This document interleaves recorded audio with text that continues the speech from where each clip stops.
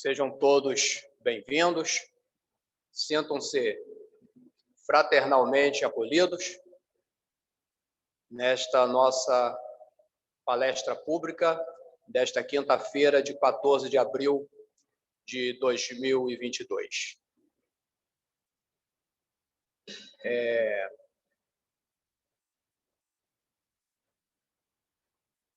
Vamos dar início, como eu disse, à palestra, mas antes eu vou aproveitar para dar dois recadinhos, passar duas mensagens, como se costuma dizer no dia a dia, quebrando o protocolo, né? Quebrando o protocolo. Mas é importante que se faça, e os senhores e as senhoras entenderão o motivo. O primeiro diz respeito ao passe. A água fluidificada. A nossa preocupação com a saúde, né? Com a saúde, o cuidado com o bem-estar de todos, a casa achou por bem pedir que os senhores e as senhoras mantenham os seus recipientes, a garrafa com água, né, consigo. Ou seja, não coloquem sobre a mesa na entrada ali do salão, tá? Até porque, considerando que esta água ela será fluidificada pela equipe espiritual, né, com a mesma qualidade e a mesma eficácia de sempre. O importante é a fé. Acima de tudo, a fé. O segundo lembrete é com relação à campanha das sacas. Nós estamos aí com a campanha das sacas, vai até dia 4 de maio, quarta-feira, 4 de maio. Nós precisamos da colaboração de todos, a participação de todos, no sentido de doar, né, gêneros alimentícios para a formação das nossas sacas, para atender nossas assistidas. Nós estamos precisando de arroz, feijão, sal, óleo, café, açúcar, macarrão e fubá. Esses donativos poderão ser entregues às segunda, terça, quarta, com exceção de quinta-feira, de 9 às 12 e das 14 às 17, aqui no grupo, entregando ao Bruno. E na quinta-feira, de 9 às 12, né, no horário da palestra pública, no domingo, das 9 às 10. Né? Lembrando que fazer o bem faz bem. Dito isto, vamos à leitura. Né? Vamos à leitura que se extrai do livro Fonte Viva, de Chico Xavier, pelo Espírito Emmanuel. É a lição 138. O justo remédio. Quanto, porém, à caridade fraternal, não necessitais de que vos escreva, porque já vós mesmos estáis instruídos por Deus a que vos ameis uns aos outros. Paulo, 1 Tessalonicenses, capítulo 4, versículo 9. Em sua missão de consolador, recebe o Espiritismo milhares de consultas, partidas de almas ansiosas que imploram socorro e solução para diversos problemas. Aqui é um pai que não compreende e confia-se a sistemas cruéis de educação. Ali é um filho rebelde e ingrato que foge à beleza do entendimento. Acolá É um amigo fascinado pelas aparências do mundo e que abandona os compromissos com o ideal superior. Além, é um irmão que se nega ao concurso fraterno.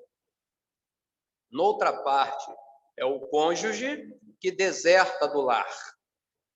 Mais adiante, é o chefe de serviço, insensível e contundente.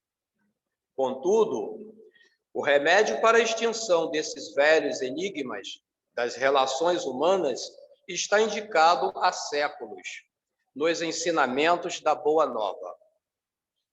A caridade fraternal é a chave de todas as portas para a boa compreensão. O discípulo do Evangelho é alguém que foi admitido à presença do Divino Mestre para servir. A recompensa de semelhante trabalhador, efetivamente, não pode ser aguardada no imediatismo da terra. Como colocar o fruto na fronde verde da plantinha nascente? Como arrancar a obra-prima do mármore com o primeiro golpe do cinzel? Quem realmente ama, em nome de Jesus, está semeando para a colheita na eternidade. Não procuremos orientação com os outros para assuntos claramente solucionáveis por nosso esforço. Sabemos que não adianta desesperar ou amaldiçoar. Cada espírito possui o roteiro que lhe é próprio. Saibamos caminhar, portanto, na senda que a vida nos oferece, sob a luz da caridade fraternal, hoje e sempre. Meus irmãos, minhas irmãs, vamos preparar para a prece inicial, momento que conclamo a todos que elevemos nossos pensamentos ao mais alto. Aquietemos nossos corações, nossos pensamentos, nossa alma, e oremos.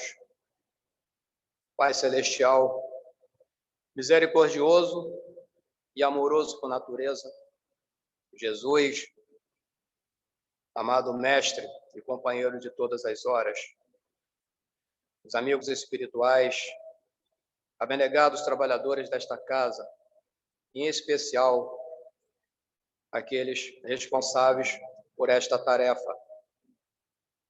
A nossa gratidão por esta oportunidade que hoje se renova.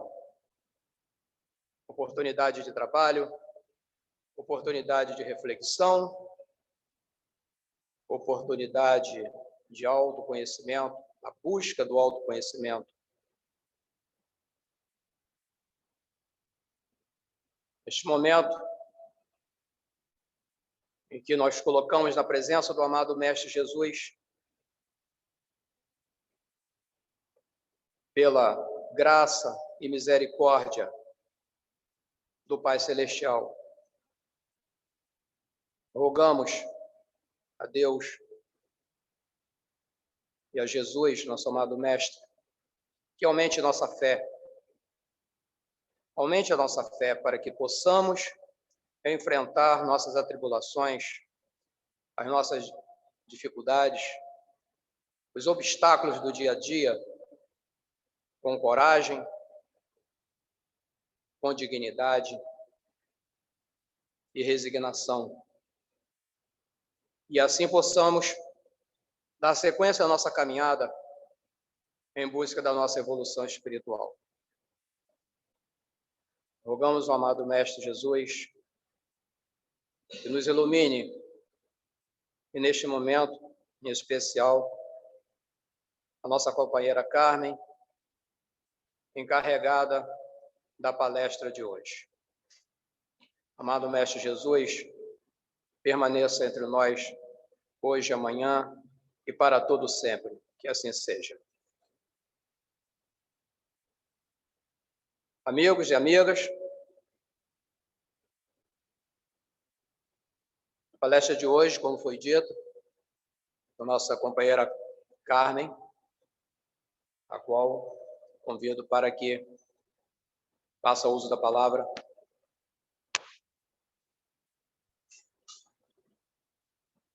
Seja bem-vinda, irmã.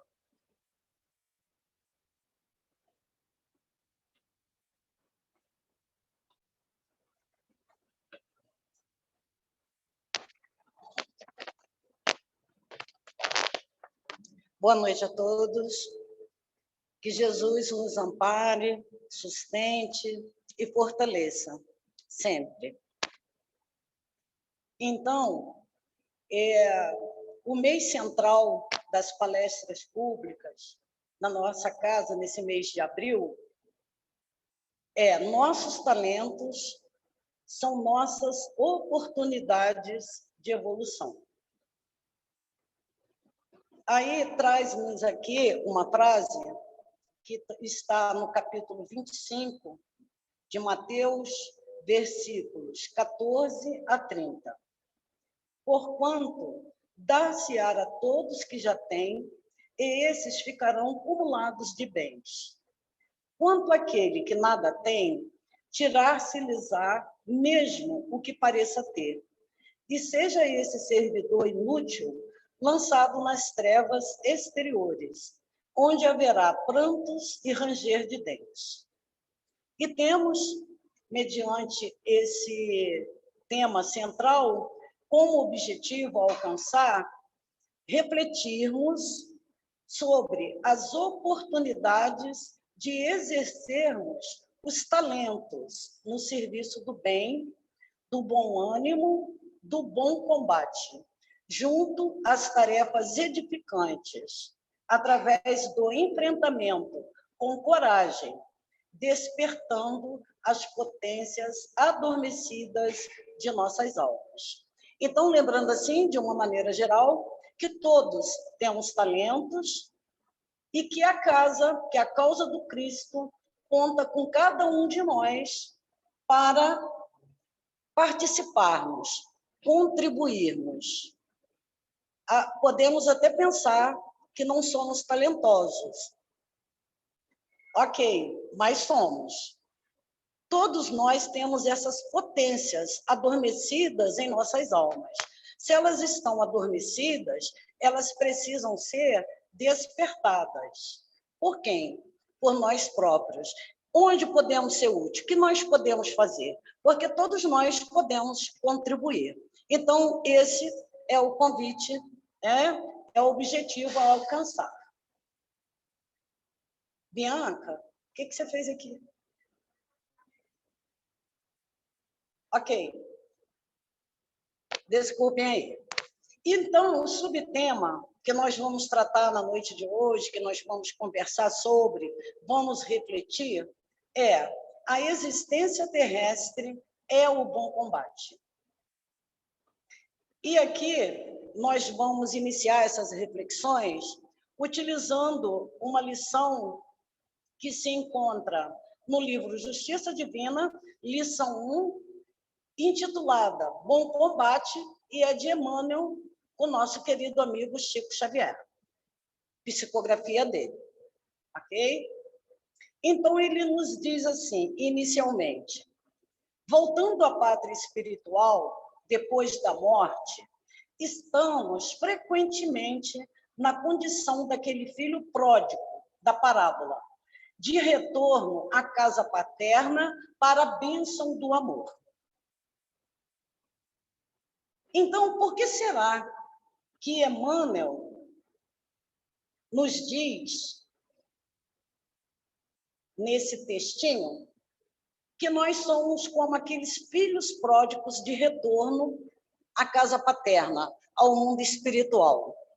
Por que ele faz essa comparação entre nós e esse filho pródigo? Esse filho pródigo, da parábola de Jesus, essa parábola é muito conhecida. Jesus, ele sempre que possível, ele utilizava dessa metodologia, das parábolas, para ensinar, para explicar. E as parábolas são narrativas curtas que trazem sempre um ensinamento moral. Tem um propósito maior. Não é uma leitura apenas, né, vou para entretenimento. Não, é para a gente pensar, refletir. O que ela está querendo dizer com isso? Então, Jesus sempre utilizava desse método das parábolas. E ele sempre buscava, nas personagens contidas, nas parábolas por ele contadas, aproximar, né, contextualizar as personagens, as situações para o povo daquela época. Ok, poderíamos pensar, mas e agora? Essa parábola tem algo a nos dizer?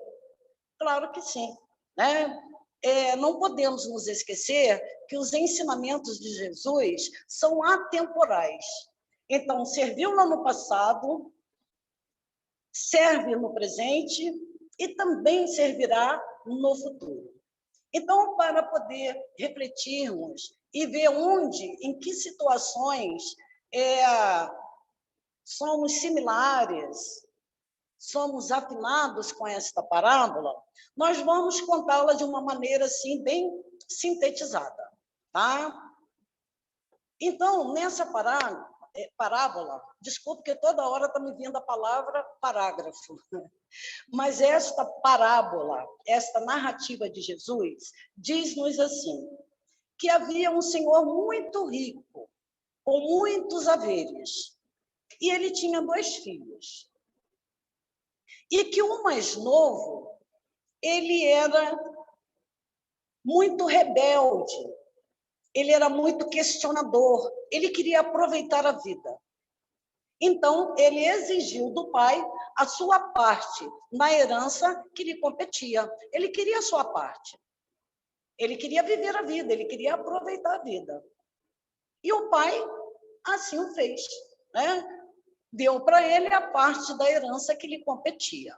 E o que fez esse filho pródigo? Ele saiu para terras distantes. Ele foi para outro país. E lá ele aproveitou a vida da maneira que ele entendia que era aproveitar a vida. Nos prazeres mundanos, na luxúria, nas festas, com os amigos.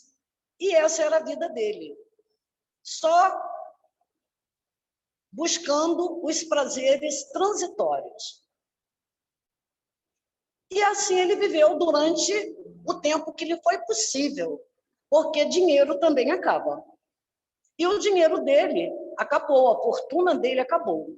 E junto com o dinheiro que acabou, também acabaram as falsas amizades, os falsos prestígios. E onde ele se encontrava, nessas terras distantes, nesse país distante, esse país entrou numa crise muito grande, numa crise econômica. Então, tudo ficou muito difícil. Para tudo. Era tudo muito complicado, aquisição de bens alimentares e dentre outras coisas. Mas a gente fala no principal, né? Então, o que aconteceu? Se o dinheiro acabou, os amigos também, né? Os falsos prestígios também, ele precisava trabalhar para se sustentar. E, mediante toda essa crise, que emprego que ele conseguiu? De alimentador de porcos. Esse foi o serviço que ele conseguiu. E, além disso, a miséria era tamanha que a mesma alimentação destinada aos porcos era a que ele tinha acesso. Se ele quisesse saciar a sua fome, ele teria que comer dessa comida, como assim ele fez. Então, todo esse sofrimento, toda essa mudança de vida, de status, né, o levou a refletir, a pensar. E ele começou a olhar para trás a vida que tinha, de riqueza, de pompa, junto aos familiares, ao pai, ao irmão. Lembrou-se dos servos do pai, que eram muito bem tratados, muito bem cuidados, muito bem alimentados. Então, ele pensou, vou voltar para a casa do meu pai. Mas errei tanto, e ele reconhecia isso, que eu não mereço perdão. Então, eu vou retornar e vou pedir para o meu pai que me aceite não como filho, mas como servo, como trabalhador. E assim ele fez.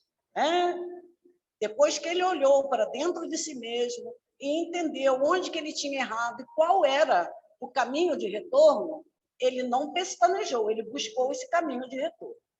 E chegando, próximo às terras do seu pai, próxima à casa do seu pai, o pai de longe avistou e reconheceu o filho. E foi ao seu encontro. E quando eles se encontraram, o filho queria se ajoelhar, pedir perdão, reconhecia que ele tinha errado, que ele não merecia ser perdoado, mas mesmo assim ele pediria para ser o servo, e o pai não permitiu aquele discurso de lamentação. Levantou o filho, abraçou, beijou, levou para casa, pediu que o banhassem, que dessem roupas limpas, sandálias, anel, e mandou que matasse um novilho para festejar o retorno desse filho pródigo. E o filho mais velho, que não estava em casa nesse retorno, quando viu a casa em festa, aquela movimentação toda, comidas, quis saber o que estava vendo. E quando ele soube o motivo de tantos festejos, de tanta alegria, ele ficou muito aborrecido e não quis participar da festa do irmão. Então o pai, o rico senhor, buscou esse irmão mais velho para conversar. Então o irmão mais velho falou: mas eu trabalho, eu nunca fui indisciplinado, sempre fui obediente, sempre cuidei corretamente dos meus deveres, e o senhor nunca me deu um cabrito para festejar com meus amigos. E o meu irmão, que fez tudo o contrário, foi rebelde, gastou toda a fortuna, retorna, e o senhor o festeja? Aí então o pai falou para esse filho mais velho que esse irmão mais novo havia morrido e tinha ressuscitado, havia se perdido e havia se reencontrado. Então, que isso era motivo de muitos festejos, de muitas comemorações. E a história termina aí. Mas toda história também tem a sua continuação. Podemos entender que esse filho pródigo, naturalmente, se ele já tinha reconhecido, olhado para dentro de si e encontrado os motivos do seu sofrimento, naturalmente também ele iria arregaçar as mangas e trabalhar, buscar seguir no caminho do bem e da luz. Mas o que nós queremos saber, na verdade, é exatamente como nós nos reconhecemos hoje na parábola do filho pródigo. Que ensinamentos podemos extrair dessa narrativa?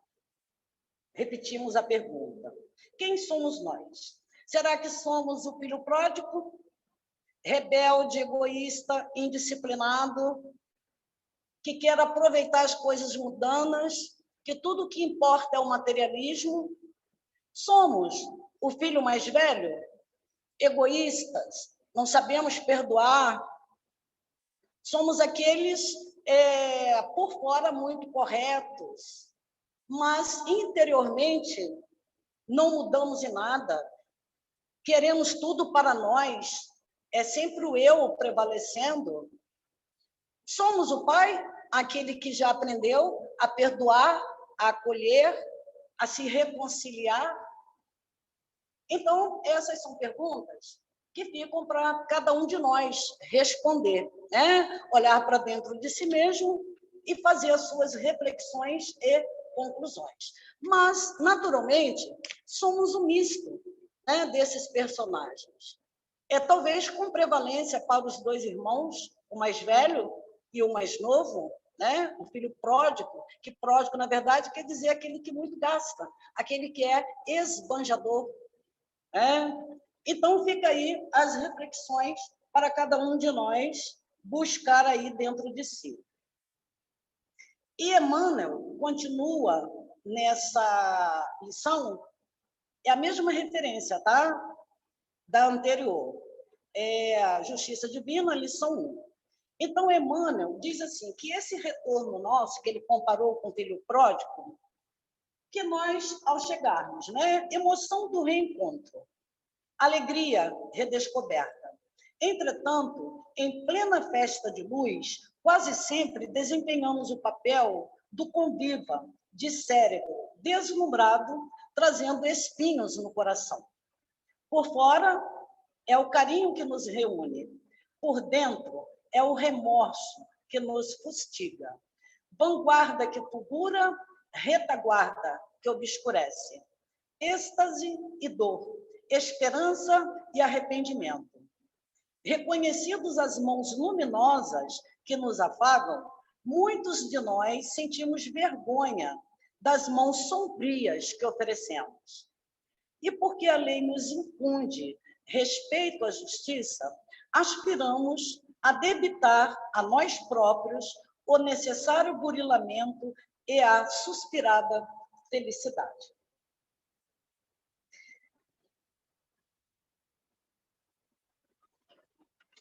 Então, retornamos assim, meio que desconcertados.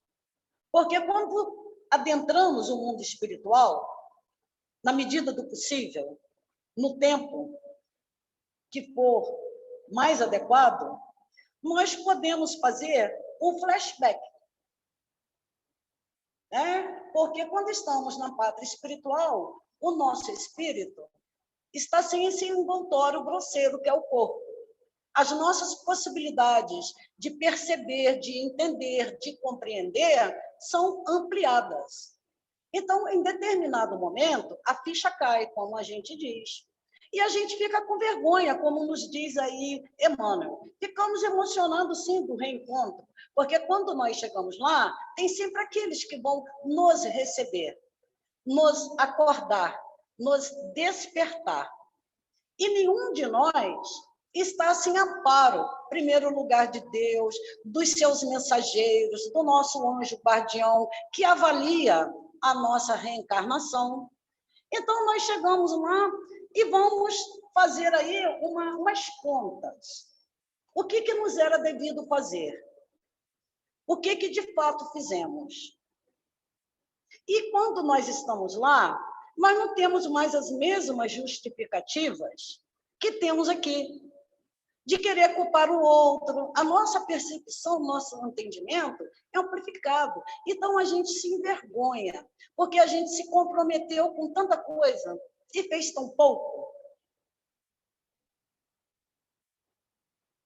Então, a gente fica pesaroso, fica extasiado porque retornou, mas a dor da perda de tempo. Vanguarda que fulgura. O que há de vir, há de ser melhor. Mas sempre o que virá melhor vai depender das nossas atitudes, das nossas ações, das nossas escolhas.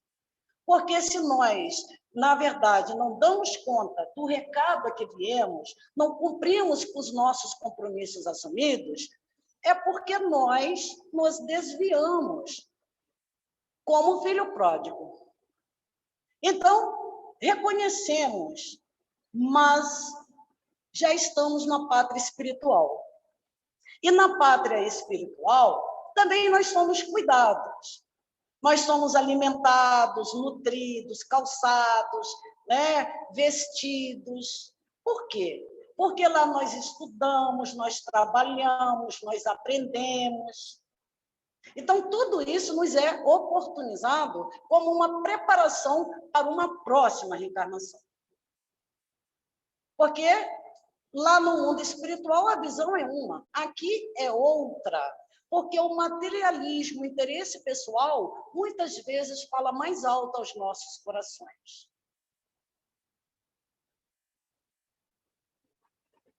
Então, o que nós fazemos?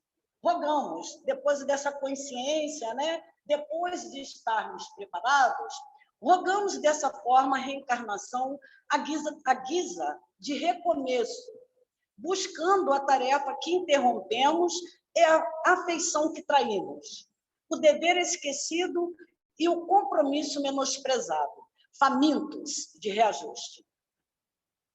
Então, assim, nós nos comportamos. Queremos voltar, queremos acertar, queremos corrigir, queremos amparar, queremos reconciliar, queremos pedir perdão, queremos tudo isso. Aí as oportunidades nos são dadas, mas elas não são assim tão fáceis como gostaríamos que fosse. Nós vamos ter uma família onde há espíritos que são afins e outros não. Então, vai haver divergências, conflitos. Nós vamos nos profissionalizar, vamos trabalhar, vamos fazer as nossas buscas, vamos lidar com as outras pessoas. Aí começamos de novo o exterior. Meu chefe é difícil, minha família é insuportável, eu não aguento, tudo sou eu. Começamos de novo com as lamentações. E a gente vai perdendo tempo de novo. Aí ele diz assim, agradece assim o lugar de prova em que te situas. Então, nos acordando para a vida, né? Para a gente acordar enquanto é tempo, enquanto a gente está por aqui. Que ao invés da gente reclamar, é para a gente agradecer. Agradeça, sim, o lugar de prova em que te situas. Então, nós estamos no país que merecemos, no estado que merecemos, na cidade que merecemos, na família, no emprego, etc. Tudo que nos advém, nos é devido. É preciso a gente abraçar isso. Fui fazer uma cirurgia. A cirurgia não correu tão bem assim. Me deixou sequelado. Será que não poderia ter sido pior se hoje eu não estivesse abraçado, se nós não tivéssemos abraçado uma doutrina tão esclarecedora? Será que o que a gente diz que é erro médico não é o que nos advém, nos é devido?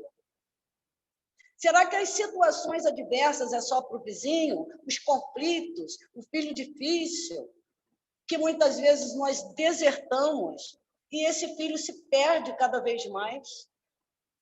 E nós vamos retornar com ele. E ele vai voltar mais difícil, porque nós negamos o amparo, o aconselhamento, o perdão, o direcionamento que ele nos pediu anteriormente, e nós fomos para terras distantes.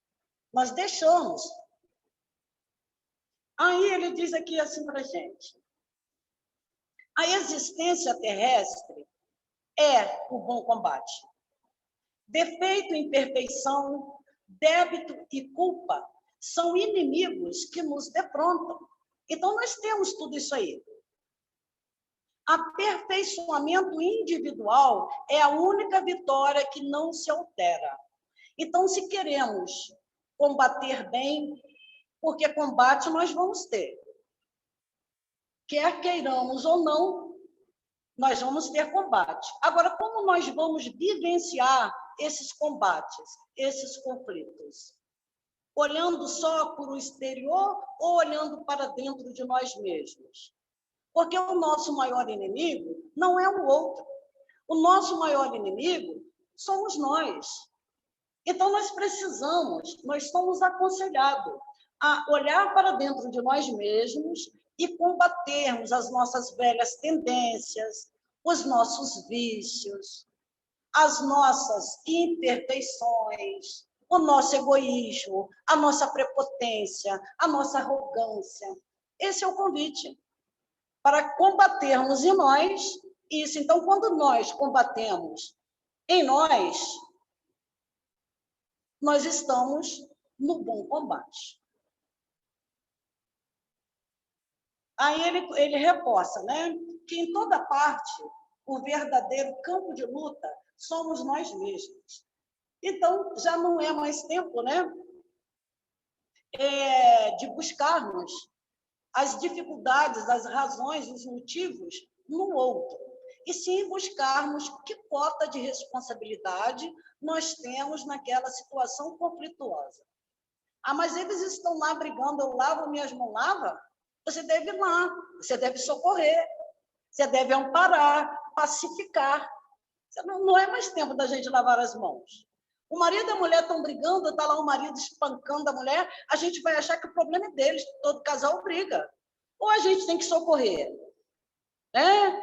Então, muitas vezes, o nosso socorro é através de uma prece, é através, às vezes, de uma denúncia. Sei a situação que nos chegará e a maneira que a gente tem que se comportar. Nós temos dúvida? Se eu estivesse passando por aquela situação, como eu gostaria que me socorressem? Aí, se a gente responde a isso, a gente vai fazer certinho, né? A gente não vai mais lavar as mãos. Quando a gente, né, tem dúvida, que a coisa fica muito complicada, a gente fala, mas será que eu organizei, que eu planejei, que eu pedi mesmo para passar por tudo isso? Será que não tem engano? Não tem. Diz-nos o Evangelho segundo o Espiritismo, no capítulo 5, item 19, como desencarnados, quando pairáveis no espaço, escolhestes as vossas provas, julgando-vos bastante fortes para as suportar. Por que agora murmurar? Então, é aquela história. Nós pedimos e nós temos, porque Deus é um Pai misericordioso e justo. E Ele só nos deixa assumir o compromisso com aquilo que nós podemos carregar, suportar. Não vem mais. E para lidarmos com todas essas situações, é necessário que tenhamos fé. Aí o Evangelho, no item 19 também, diz assim para a gente: a fé é o remédio seguro do sofrimento. Mostra sempre os horizontes do infinito, diante dos quais se esvaem os poucos dias brumosos do presente. Vejamos bem, a fé é o remédio. Mas, para se ter fé, tem que movimentar-se. Dinamismo, ação, busca. A gente não pode cruzar os braços e falar assim, eu tenho fé em Deus. Tudo que tiver que ser, será. Aí fico sentadinha, esperando, não vou cuidar da minha casa, não vou cuidar da minha vida, não vou procurar trabalhar para sustentar a mim e aqueles que dependem de mim, eu não vou procurar estudar, não vou procurar aprender, eu vou ficar quietinha. Não é isso. A fé, na verdade, é a gente acreditar mesmo que nós temos um Pai que nos ampara, que nos sustenta, mas que não vai nos carregar no colo. Não é isso. Aquela mensagem, né, de Jesus na praia, que carrega, que vê as pegadas de Jesus, é uma outra configuração. Porque, quer dizer, é um amparo, que não nos falta ninguém. Quando a gente está muito desesperado e que a coisa está muito difícil, nossa, não nos falta ajuda, tenhamos fé, peçamos socorro, abramos a boca e o coração e braços para atuar. Vamos trabalhar. Então, o socorro vem? Certamente que vem. Bianca, travou aqui, meu bem.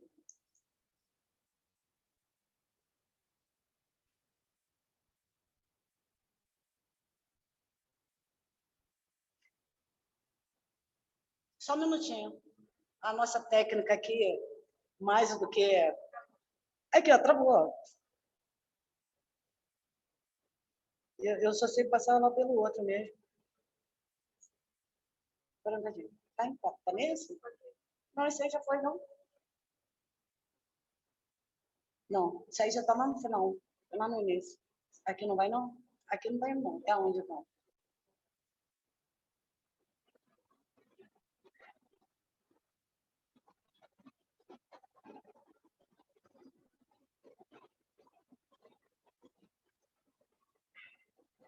Seu não. Eu acho que eu estava no terceiro ou quarto.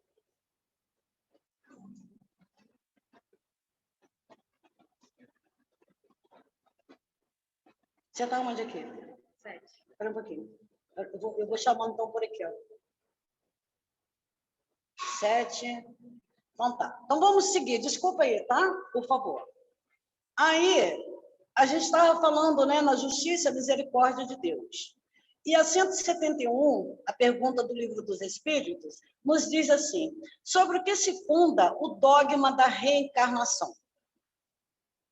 Aí eles respondem: sobre a justiça de Deus e a revelação, pois não nos cansamos de repetir, um bom pai deixa sempre aos filhos uma porta aberta ao arrependimento.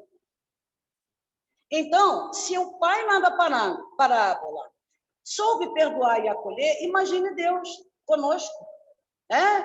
O quanto que ele não nos ama. Somos suas criaturas, mas temos que progredir por nós próprios. E esse é o nosso exercício. É para isso que reencarnamos. Então, a justiça de Deus, por quê? Para que a gente possa, o que não aprendeu numa reencarnação, a gente numa próxima, dar conta. E assim, pouquinho a pouquinho, de encarnação em encarnação, a gente vai caminhando. Eu tenho mais 5 minutos, seu Zé Carlos? Ai, seu Cláudio. Aqui. E mais uma passagem aqui, né, para a gente refletir. Desde que admita a existência de Deus, que nós admitimos, ninguém o pode conceber sem o infinito das perfeições. Ele necessariamente tem todo o poder, toda a justiça, toda a bondade, sem o que não seria Deus. Se é soberanamente bom e justo, não pode agir caprichosamente nem com parcialidade. Logo, as vicissitudes da vida derivam de uma causa, e pois que Deus é justo, justa há de ser essa causa.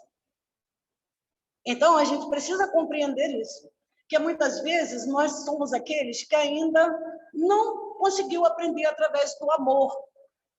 Então, a gente vai aprender através da dor.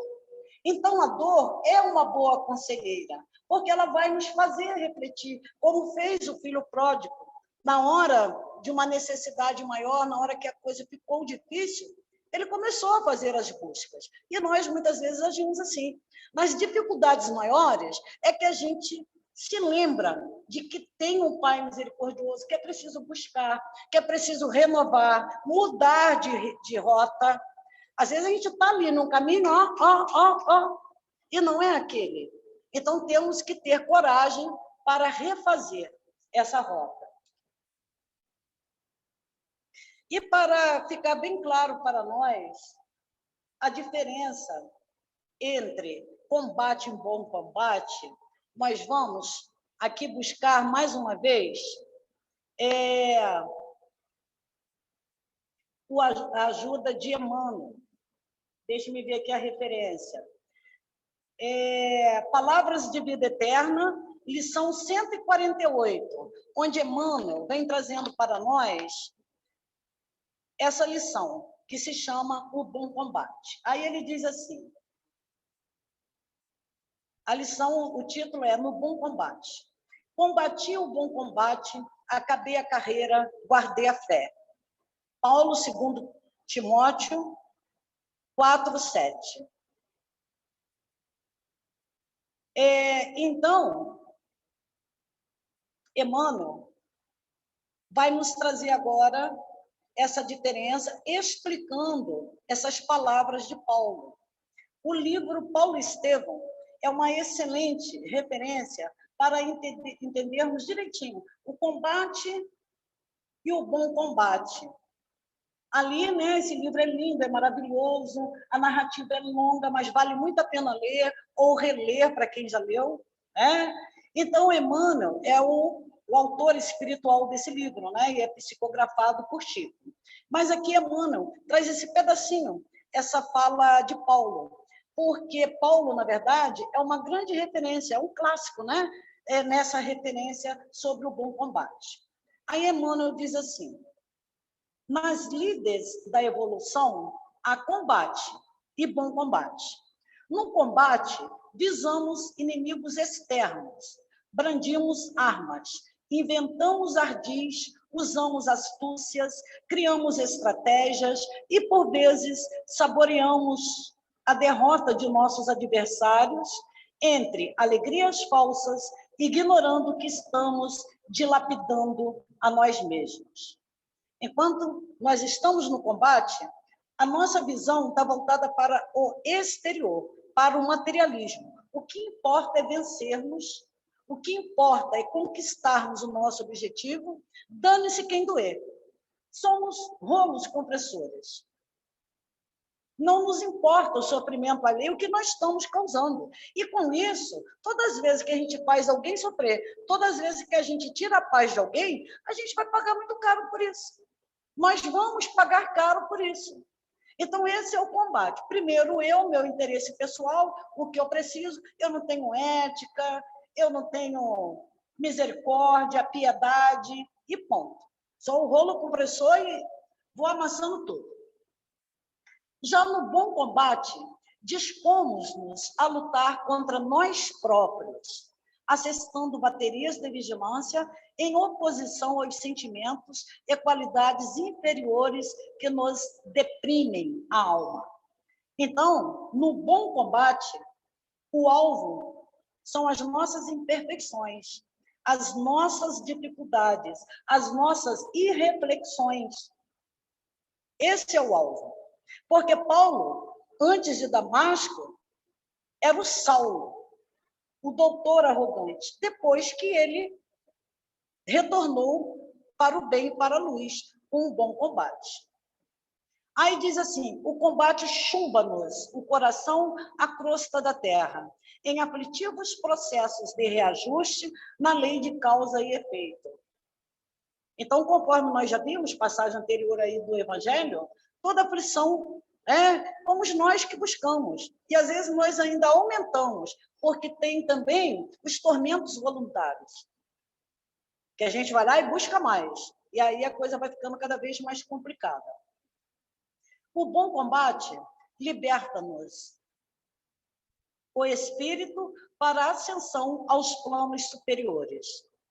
Paulo de Tarso, escrevendo a Timóteo nos últimos dias da experiência terrestre, forneceu-nos preciosa definição nesse sentido, do bom combate e essa libertação. As cartas de Paulo, elas se deram num certo momento em que ele já era o Paulo de Tarso e que ele precisava estar em muitos lugares ao mesmo tempo para aconselhamento, para resolver conflitos, e ele já não dava mais conta, que ele já estava com uma certa idade mais avançada e já estava muito com o corpo físico muito debilitado. Então, ele foi intuído a começar a escrever, E, a partir daí, as cartas deles começaram a chegar aos destinos, para enviados. Eu só estou falando isso para lembrar que se trata de cartas que contam próprias experiências, vividas, experimentadas, e não lidas em algum lugar. E aí ele continua dizendo assim, o Emmanuel dizendo para nós, ele, o Paulo, que andara em combate até o encontro pessoal com Cristo, passou a viver no bom combate desde a hora da entrevista com o mestre. Até o caminho de Damasco, estivera em função de louros mundanos, ávidos de dominações transitórias, mas desde o instante em que Ananias o recolheu enseguecido e transtornado, entrou em subalternidade dolorosa. Incompreendido, desprezado, apedrejado, perseguido, encarcerado várias vezes, abatido e doente, jamais deixou de servir a causa do bem que abraçara com Jesus, olvidando males e achaques, constrangimentos e insultos. Ao término, porém, da carreira de semeador da verdade, o ex-conselheiro do Sinédrio, aparentemente arrasado e vencido, saiu da terra na condição de verdadeiro triunfador. Teria muito ainda o que comentar, mas o nosso tempo já está sendo extinto. Então, só para ficar para nós, esse grande exemplo de Paulo de Tarso, que antes era aquele que vencia todos com a sua eloquência, com a sua inteligência, e que era um grande perseguidor dos cristãos, Na entrada, né, de Damasco, que ele estava indo para lá exatamente atrás de Ananias, ele cai de sua montaria e há ali um encontro, né, com Jesus. E a partir dali, quando ele é inquirido, por que ele estava perseguindo? Jesus pergunta para ele: Saulo, Saulo, por que me persegues? E ele pergunta quem é Jesus, e depois ele diz a pergunta para Jesus: o que queres que eu faça? E nunca mais desviou do caminho. Nunca mais deixou de servir a causa do bem e da luz. Por todas as privações, humilhações, ele não se deixou abater. Então, é um grande exemplo ali do que é o bom combate para todos nós. E tem uma frase dele, que estava lá no início da lição, e que eu trouxe agora para o final das nossas reflexões, onde ele diz assim: combati o bom combate, acabei a carreira, guardei a fé. Então, a partir desse momento, desse encontro, Paulo está voltado para o bem e para a luz, reconhece toda a sua prepotência, arrogância, e ele refaz todo esse caminho. E em nenhum momento lhe falta fé, ele guardou a fé. Por mais que estivesse sendo apedrejado, humilhado, encarcerado, ele não perdia a sua fé, continuou ali firme. Terminou, né, a sua jornada, a sua trajetória terrestre, deixando-nos um exemplo lindo, maravilhoso. Né? Então, que tenhamos, né, essa vontade de estar no bom combate, junto ao bem, junto à luz, um pouquinho de cada vez. Não vamos, como Paulo, seguir retamente, vamos transviar, tropeçar, mas vamos sempre recomeçar. Obrigado pela paciência de vocês, desculpe aí eu ter passado um pouquinho, tá? E até a próxima, se Deus quiser.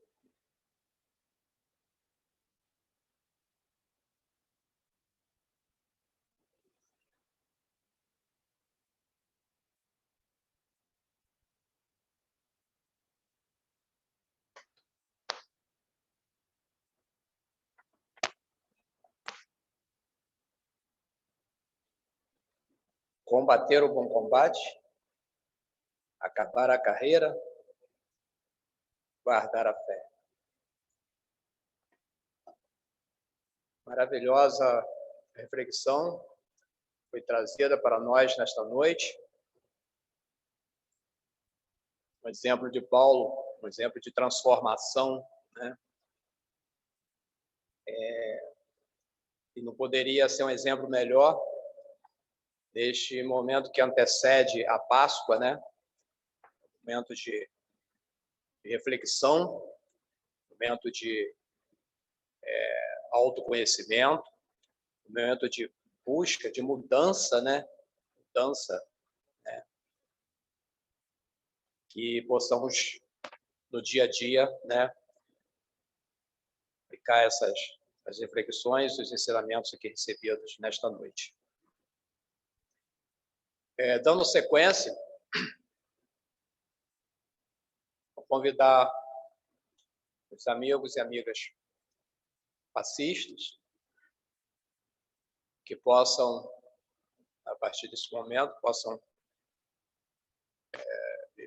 emitir os seus mais sublimes fluidos magnéticos em favor daqueles que estão necessitados. Convido os amigos passistas, amigos e amigas passistas que se posicionem para o passe coletivo.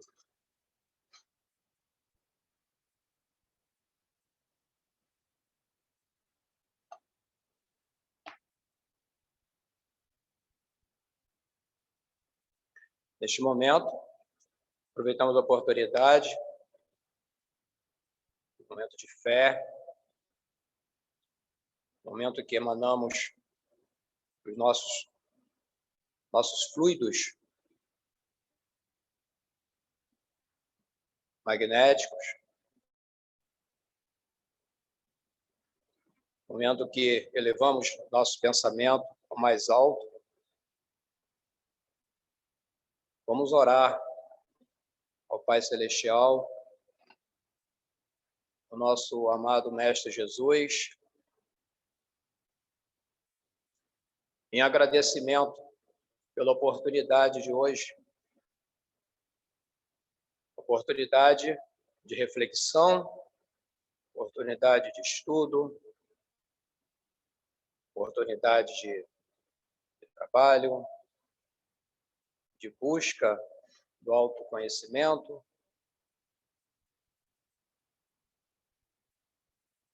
Gratidão que estendemos aos nossos amigos espirituais, em especial os abnegados trabalhadores desta casa e responsáveis por este trabalho. No momento, rogamos ao amado Mestre Jesus que mantenha estendido sobre todos nós, encarnados e desencarnados, seu manto de luz, seu sagrado manto de paz, de amor, que nos sustente, que aumente a nossa fé, aumentai a nossa fé, para que possamos, guiados pela sua luz, dar sequência da nossa caminhada em busca da nossa evolução espiritual. Neste momento, amado Mestre Jesus, estamos em vossa presença e reconhecemos que é por graça e misericórdia do Pai Celestial. Experimentamos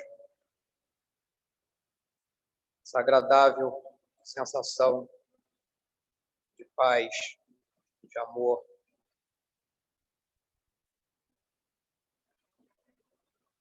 E que esse sentimento seja estendido a todos os irmãos e irmãs que aqui não se puderam fazer presente e que se estenda aos familiares aqui representados e que também aqueles irmãos e irmãs que se encontram enfermos nos hospitais ou em suas residências, nos abrigos, nos asilos,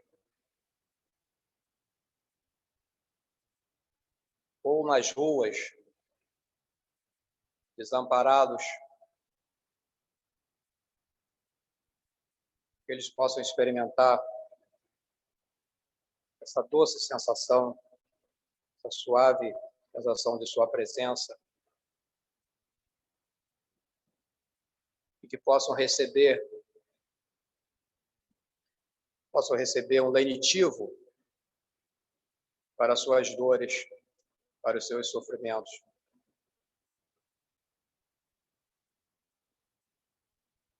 Momentos que se aproxima a Páscoa, que seja para nós oportunidade de reflexão,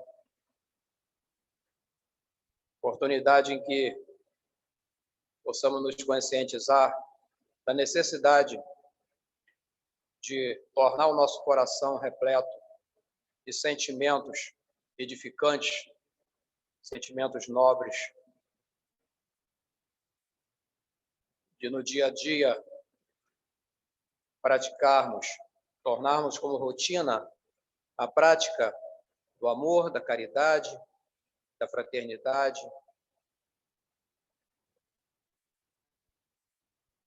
Amado Mestre Jesus, permaneça entre nós, hoje, amanhã e para todo sempre, que assim seja. Amigos, irmãos e irmãs, damos por encerrada a palestra de hoje. Que a paz de Cristo permaneça no coração de todos vocês. Boa noite.